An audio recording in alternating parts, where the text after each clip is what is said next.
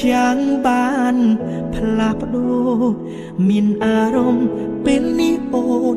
ព្រួលប្រែយើងដូចខ្សោក៏ក្រមិនដូចមុនទេមានរឿងអ្វី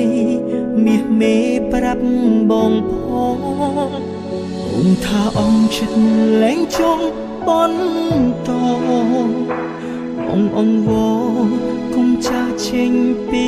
បងដាច់ចិត្តឬឃើញទឹកភ្នែកសៅមកអូនថារឿងបងអូនមិនចង់ខ្វល់ឡើយបាត់មែនហើយយើងមិនសំខាន់ដល់ថ្នាក់នឹងទេមិនទាន់ដល់ពេលគេត្រូវខ្វល់ខ្វា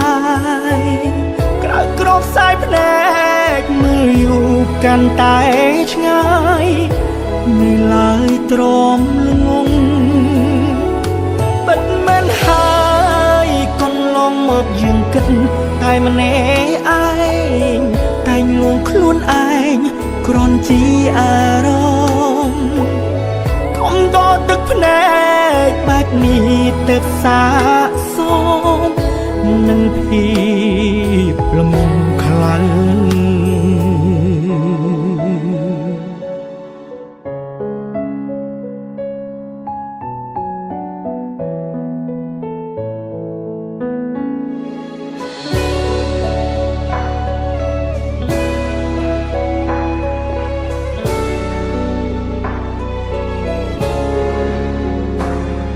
ថាអងចិត្តលែងចង់បន្តអងវ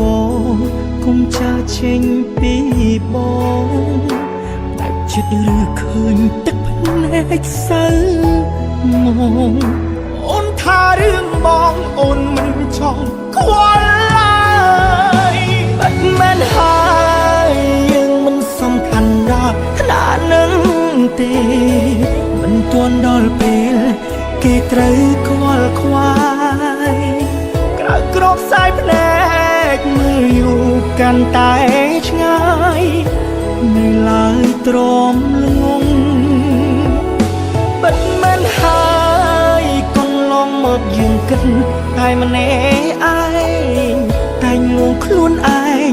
គ្រាន់ជាអារម្មណ៍កុំតទឹកភ្នែកបែបនេះទៅសាកសមនឹងភាពល្ងងខ្លាំងបាត់មែនហើ